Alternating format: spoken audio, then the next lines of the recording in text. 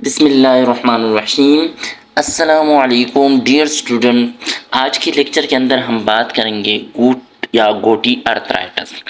Definition हमने इसकी याद रखनी है कि abnormalities of uric acid metabolism that result in the deposition of sodium urate crystal in joint causing acute gouty arthritis, soft tissue causing tophi and tenosynovitis and urinary tract causing urate stone.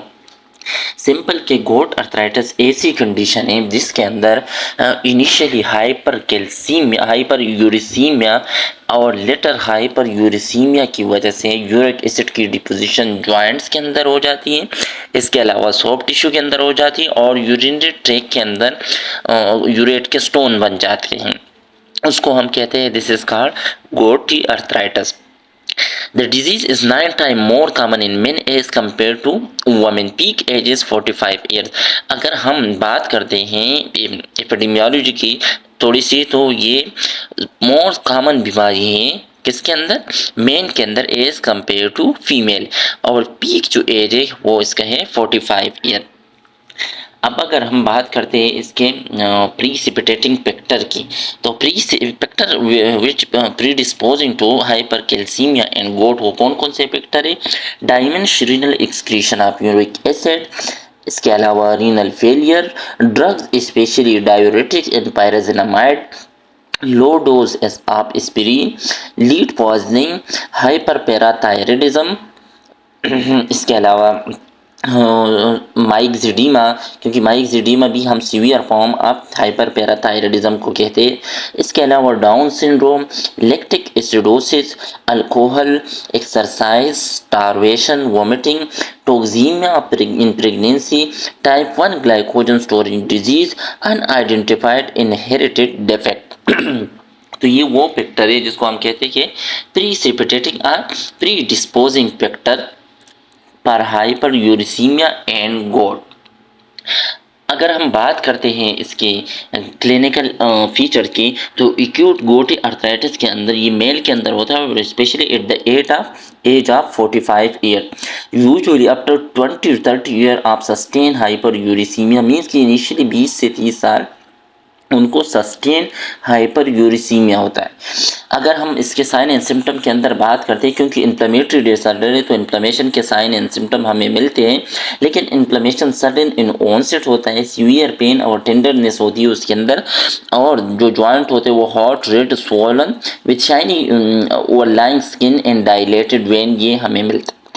इसके अलावा अगर हम joint involvement की बात करते हैं, तो इसके अंदर metatarsal phalangeal joint of the great toe, जिसको हम कहते हैं कॉल्ड पोडेग्राम, वो इसके अंदर इन्वॉल्व हो जाते हैं। इनिशियली उसके ऊपर अटैक होता है, जिसको हम कहते हैं मोर देन 70% ऑफ पेशेंट के अंदर ऐसा होता है। अदर जॉइंट्स की अगर हम बात करते हैं, तो ankle joint, small joint of the hand and feet, इसके अलावा रेस्ट इन एल्बो जॉइंट, और इसके अंदर यूरिक एसिड की डिपोजिशन बाद में हो रही होती है। अगर हम फ्रिक्वेंसी की बात करते हैं, तो दी इज अटेंडेंसी जो है वो recurrent take with increase in frequency and duration progressively, ये दोबारा से भी हो सकता है, और दोबारा जो इसका फ्रिक्वेंसी है, वो जो टेंडेंसी होती है, जो दोबारा अटैक होता है इसका, वो ड्यूरेशन में ज़्यादा इंटेंस और प्रोग्रेसिव होता है। जो इनिशियल एपिसोड होता है गोटी अर्थराइटिस को, वो सेल्फ लिमिटेड होता है, लेकिन 50% पेशेंट के अंदर वो एक्सपीरियंस कर जाते हैं, उनको अर्थराइटिस हो जाता है with in 1 year after attack. इसके अलावा अगर हम थोड़ी सी पैथोफिजियोलॉजी की बात करते हैं, तो पैथोफिजियोलॉजी के अंदर इनिशियली क्या होता है कि फ्यूरिन, हमें पता है कि वो यूरिक एसिड, उसकी यूरिक एसिड में वो उसके वेस्ट प्रोडक्ट होते हैं और किडनी उसको एक्सक्रीट करते हैं। 90% एक्सक्रीशन के अंदर मसला आ जाता है, while 10% over production of uric acid होती है, तो 10% वो ज़्यादा बन रहा होता है। अब हम उस फैक्टर की बात करेंगे, ऐसे कौन से फैक्टर है which increase the production of uric acid, तो इंक्रीज टू और आप फ्यूरिन, अगर हम फ्यूरिन के ज़्यादा इनटेक लेते हैं। इसके अलावा chronic myeloproliferative disorder, for example polycythaemia vera, जिसके अंदर रेड ब्लड सेल की स्पेशली प्रोडक्शन इंक्रीज हो जाती है। इसके अलावा क्रोनिक लिम्फोप्रोलिफरेटिव डिसऑर्डर, अगर हम बात करते हैं तो क्रोनिक लिम्फेटिक ल्यूकीमिया।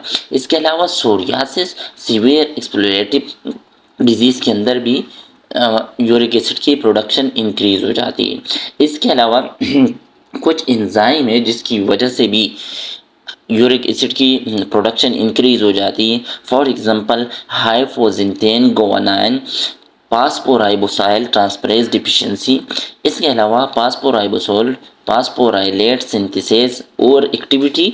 इसके अलावा अगर ग्लूकोज 6 फास्फेटेज एंजाइम की डिफिशियंसी हो जाती है तो over production of uric acid होती है। इसके अलावा अगर हम बात करते हैं इसकी इन्वेस्टिगेशन की या डायग्नोस्टिक टेस्ट की, तो डायग्नोस्टिक टेस्ट के अंदर साइनोविल फ्लूइड एग्जामिनेशन हम कर रहे होते। The affected joint is aspirated and the synovial fluid is examined under polarized and light microscope। acute growth arthritis के अंदर हमें negatively bright fingerprint या needle shape urate crystal मिल रहे होते हैं with white blood cell। इसके अलावा synovial fluid के अंदर हम leukocyte रेंज भी देखते हैं। सीरम यूरिक एसिड हम देखते हैं और ये 95% जो पेशेंट होते हैं उसके अंदर ये मोर देन नॉर्मल होता है, मीन के 7.5 mg/dl से इंक्रीज़ होते हैं। हम जॉइंट के एक्सरे करते हैं, उसके अंदर हमें पंच आउट इरोजन मिल रहा होता है या चेंजिंग मिलते हैं, स्पेशली कॉर्टिकल बोन के अंदर जिसको हम कहते हैं रेड बाइट, और सॉफ्ट टिश्यू के अंदर स्वेलिंग हमें मिलती है। डिफरेंशियल डायग्नोसिस की हम अगर हम बात करते हैं तो सेलुलाइटिस सुडोगोट, इसके अलावा रोमाटाइड अर्थराइटिस। अब हम बात करेंगे इसकी ट्रीटमेंट की। तो ट्रीटमेंट का जो मेन मकसद होता है वो एक्यूट अर्थराइटिस इन हाइपरयूरिसीमिया साइमल्टेनियसली नहीं होती। फर्स्ट हमने क्या करना है कि अर्थराइटिस को ट्रीट करना है और लेटर हम फिर आते हैं यूरिक एसिड पे यानी हाइपरयूरिसीमिया पे। ट्रीटमेंट की अगर हम बात करते हैं तो हम non steroid anti inflammatory medicine देते हैं और उसके अंदर इंडोमेथासिन। इसके अलावा सेकंड नंबर पे हम एंटीगोट मेडिसिन देते हैं जिसको हम कहते हैं कोलशाइसाइन। ये जो होते हैं 80% पेशेंट के अंदर abdominal cramp, diarrhoea, nausea and vomiting develop कर जाते हैं और ये एक्यूट गोट के अंदर इफेक्टिव मेडिसिन है। इसके अलावा कॉर्टिकोस्टेरॉइड क्लास ऑफ ड्रग्स वो हम देते हैं क्योंकि वो एक्यूट अटैक को कंट्रोल करने वाले सबसे बेस्ट मेडिसिन है। इसके अलावा हम एनाल्जेसिक देते हैं और फाइट स्पेशली पेन के लिए, और एस्पिरिन को हम अवॉइड करते हैं क्योंकि एस्पिरिन से भी यूरिक एसिड के ऊपर या वो एक प्रिसिपिटेटिंग फैक्टर बन सकते। इसके अलावा हम बेड रेस्ट देते हैं फॉर 24 होम। लॉन्ग टर्म और ट्रीटमेंट की अगर हम बात करते हैं तो वो एक्यूट अटैक जब सेटल हो जाए उसके बाद उसकी लॉन्ग टर्म थेरापी स्टार्ट हो जाती है। अगर सिंपल मेथड की हम बात करते हैं कि यूरिक एसिड डिक्रीज हो जिससे, तो वेट हमने रिड्यूस करना है। इसके अलावा reduction alcohol intake, avoid containing highly level of urine food, for example meat, organ meat, sea food, beans, pinch, alcohol.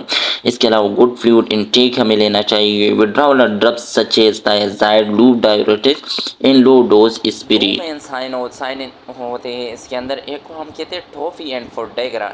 Toffee आप तस्वीर में देख सकते हैं, इसमें beneath the skin uric acid की डिपोजिशन होती है जो आपको फ्रैक्चर के अंदर नज़र आ रही है। इसके अलावा फोडेग्रा हम स्पेशली कहते हैं कि जब थॉय आप बिग थॉय इसके अंदर इन्वॉल्व हो और उसके अंदर यूरिक एसिड की डिपोजिशन हो जो पिक्चर में आपको नज़र आ रही है।